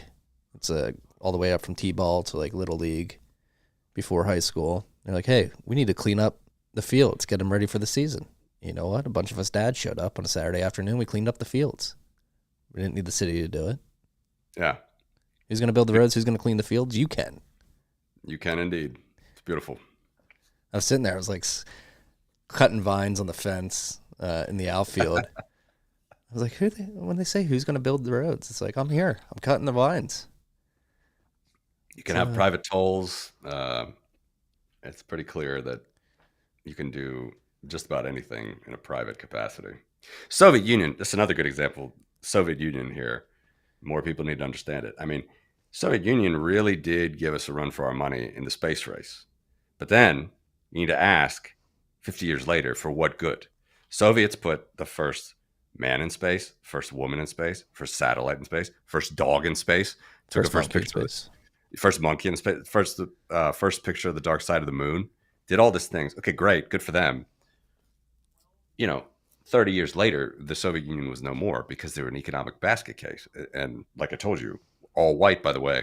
No wokeism there, no problem. All white, and we were horribly economically behind the West. Horribly, because it's socialism is the problem.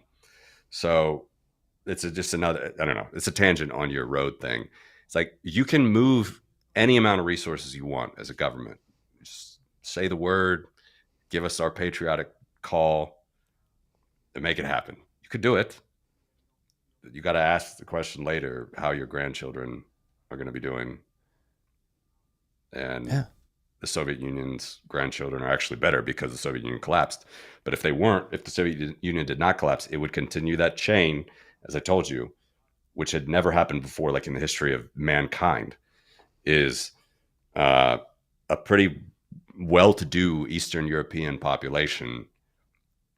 The first generation in the Soviet Union was poorer than their parents.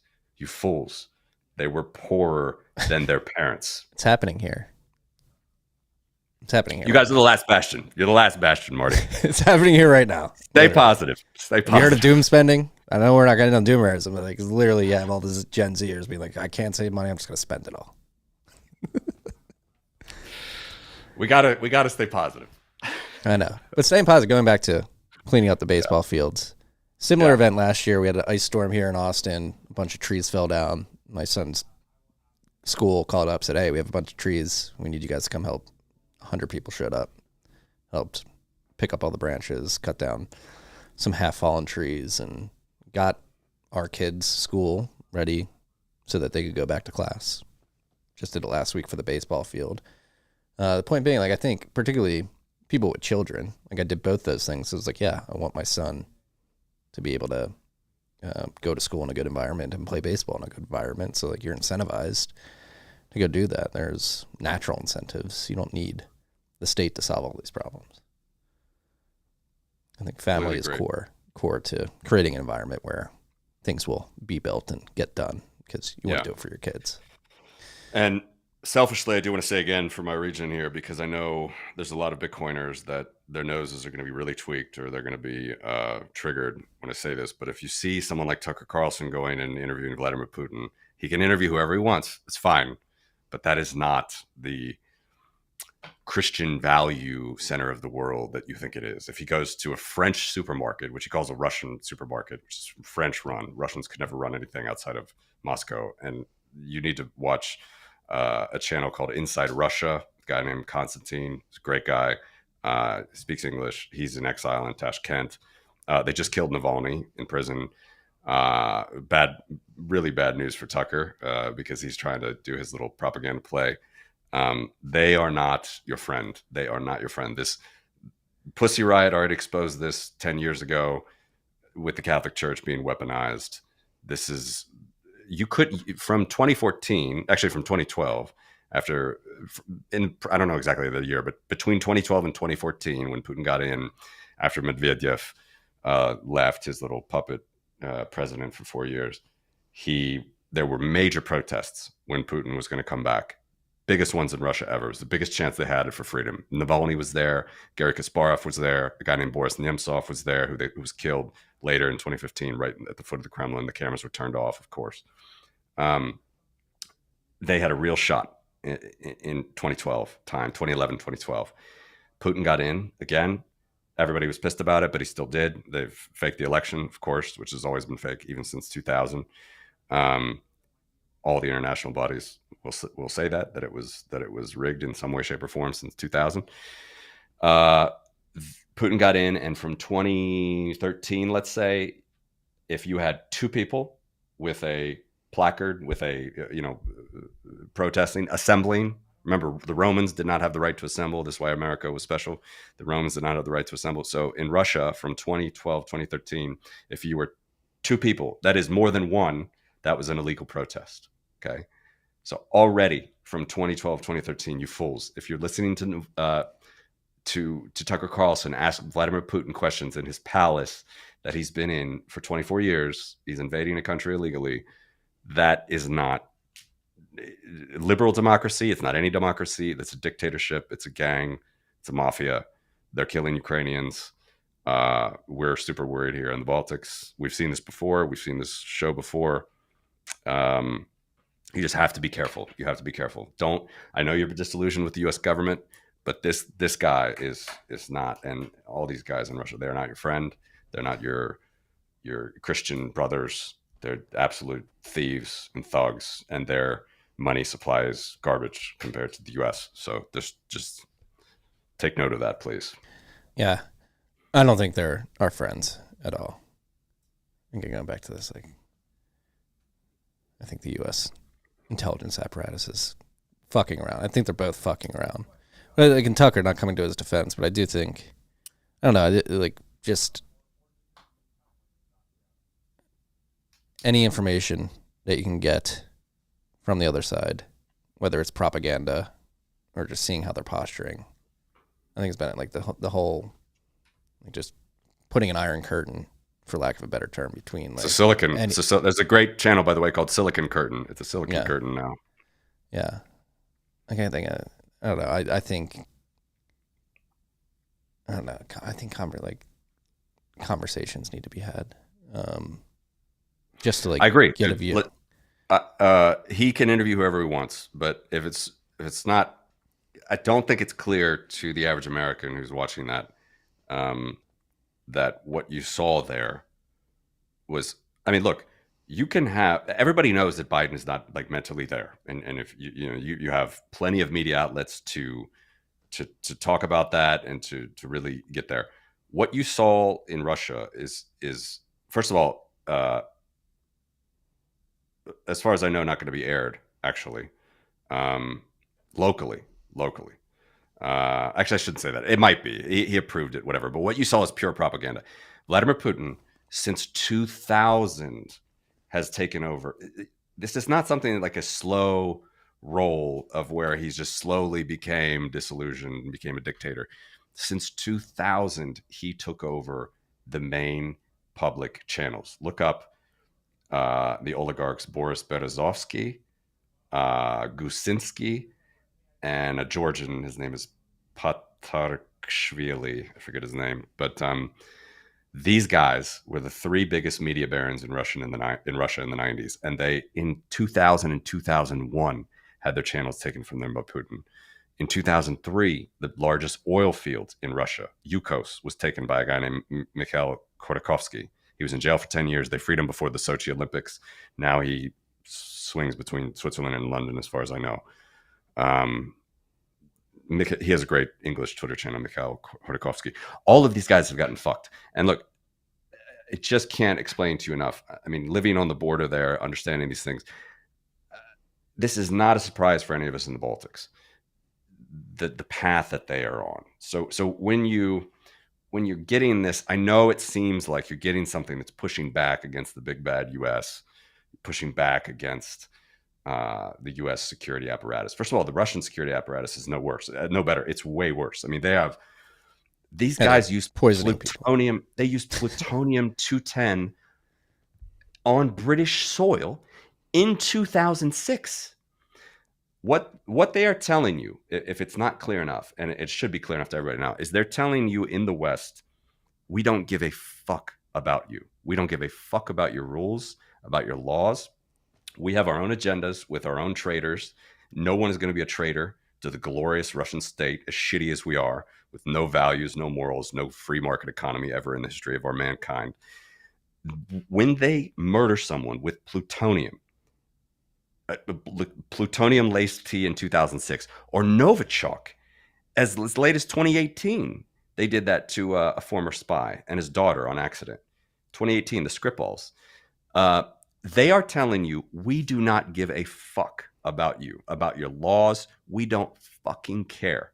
We fucking despise you, and we do not care. Now, this gives some dumb libertarians a huge fucking boner, because they're like, holy shit, this is a big, strong man who is standing up against the big bad government. That's really not the way to look at it, because us in Eastern Europe, who have been in the crosshairs of this for 50 years now, plus 30, and it's coming back, and we're really worried that they're going to try again. This is not what liberty is about. This is not what the Western world is about. And Ukraine did not want this. And they're paying the price. They really are paying the price. So look, I know it sounds like I'm on a soapbox or lecturing or whatever. I agree with you. Everybody, Tucker can interview whoever he wants. This guy is really the worst of the worst. He's probably the richest person in the world. I mean, you could say Xi is, because Xi can kind of do whatever he wants. But this Putin has control of the second most resources in the world. He can do whatever he wants. It's all out there, man. The Paradise Papers, remember that back in the day? They came out, or maybe it was Panama Papers. I can't remember by now. His cellist buddy from grade school, Putin's cellist buddy, modest cellist, lives in a modest apartment, plays in the St. Petersburg Symphony. He's richer than Jay-Z. This is Putin's great. His name's Roel Dugan. I mean, it's just all out there. It's all out there. You just have to look for it. Read books on Putin. Read books on Russia. their apartment blocks are freezing right now in Russia. They have no income from energy, which in some ways is good, but they don't have eggs. They can't, like, eggs are one of the, I always remember from a great movie, again, for the young Turks watching this thread, is Commanding Heights. It's a book, and it's a PBS series, actually. It's pretty good. It's not fully free market stuff. It's more like kind of mainstream. But the main signal, and it just showed that an economy is working, is eggs will have good pricing, and you will have eggs in the market because it makes it to the farm quickly. And it's just, there's a lot of reasons for it. They don't have eggs right now in Russia. These motherfuckers cannot run a normal market. And Tucker goes to a French run like market. It was in French the center run? of, yeah, it's Auchan. It's a French market. It's not a Russian market. It's not, there's no Russian markets in France. I mean, this is just, it's so bullshit. And it's the center of Moscow, like where everybody is going to be treated well, in the very center of Moscow. He goes to this subway. Dude, I was in St. Petersburg in like 2008 with my choir, and we sang in St. Petersburg. That's all great. That's not, I just said that. That's not the point of the story. We went down to the subway. A girl tried to take a picture of the subway there, because it was known that the subways, they kind of tile them up nicely and everything, even in the communist times. She was immediately ticketed by a cop and had to pay a fine on the spot in cash, in shitty Russian rubles. This was in 2008, 9. It's a terrorist, Nazi, a security state, always from long ago, from the beginning. He took control of the media in 2000. You have to listen to my words. What you are watching, what the Russian people watch, is not the free media. It's just not the free media. I know MSNBC is just as bad as Fox, which is just as bad as CNN. I know that. I'm not, you have to do better than the like whataboutism. Baby Bush was a horrible president. I know that. We talked about this earlier. He caused a lot of heartache with his Middle Eastern wars of conquest. But this is not. I think what we're getting at, it's all fucked. They're all fucked. Yeah. They're all very fucked. It's fucked. Just be careful. Free market money is good. What's going to happen when Putin dies? Because there has been, like, rumors that he's been very sick. There was cancer rumors going around. Yeah, a couple of years ago, I believe. There's still a guy going on that was a doppelganger. Really? I can't tell anymore. I don't follow it enough. I mean, he definitely has doppelgangers, and for sure, if he died at this moment, people think that it would be no better there. I mean, they're all a group. They're all a mafia group from St. Petersburg in the 90s. This group, they take care of each other. This is another thing. Like, do you know who the prime minister of Russia is, Marty? You ever thought about that? Putin's the president. You ever know the prime minister? He is a 20-year veteran of their version of the IRS, the tax service. God. That's not who you want being prime minister. There's nothing there. There's nothing for you in Russia. They're not. It's just bullshit. I feel very bad for the Russian people, but you know, we were under the Soviet Union. We don't have any of that shit. We're actually per capita GDP some of the best in the European Union right now. So it can be done. And yeah, I get on these tangents with this. I had another point there, but I can't remember it. Well, I don't know if we have time for another point. I got to run here in a little bit. But no, I know for the last 2 years that we've been doing this, I very much appreciate your perspective and the knowledge of the history, particularly that you bring to all this. Thank you. I know. A lot of listeners, like, they kind of have this visceral reaction if someone says what I say, or they think that I like watching MSNBC or something. Obviously, that's not the case. You should know that by now. Watching this, you just got to do a little bit better. It's like don't accept the frame of Russia good, America bad, or America good, Russia bad. There's another way to frame it, which is like they're all fucked and they all have individual goals and objectives that they're trying to achieve that likely don't have anybody's best interest in mind, and particularly the common man, the citizens of both countries. And they're playing on another fucking layer of the playing field, some geopolitical dick measuring contest. Indeed. Overall, just cannon fodder. Texas is good, man. Stay strong there. I've been lifting, trying to get strong. If I have to run to the border to defend it because the feds get crazy here. I may have to, you know.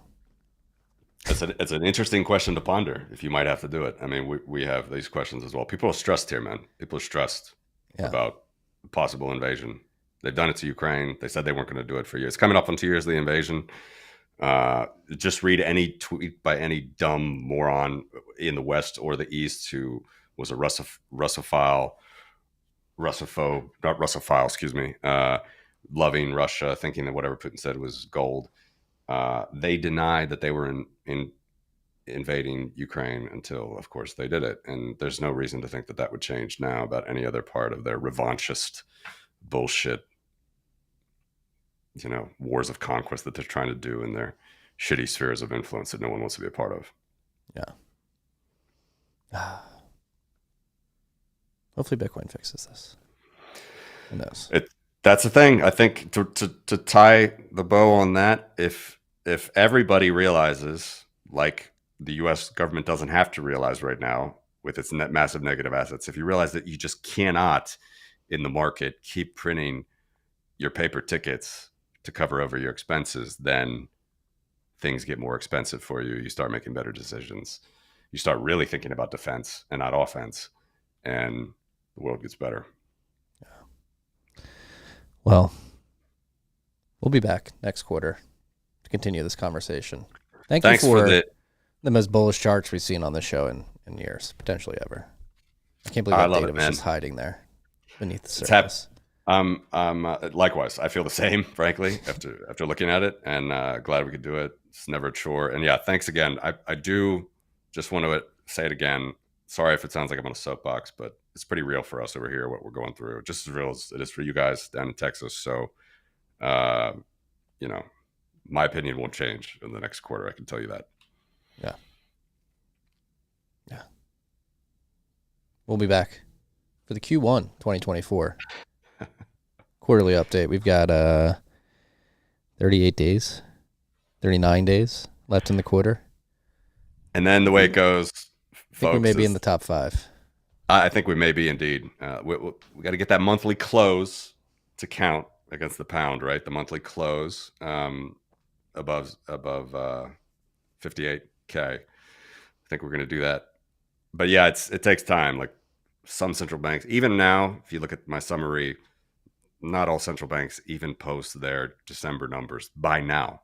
So some of them you see are still as of November, but it usually takes a month for the big ones and then a couple of days for me to sort it all. So that's why we're already into mid to late Feb, and we're talking about Q4. Just my little disclaimer again. So we'll be back in April, late April, early May, mid-May. I love it, man. I love you, Matty Mežinskis, the voice of God, the voice of reason, the man with the data. That's fun, dude. It's always a pleasure, never a chore. The Baltic Basher. Peace and love, freaks.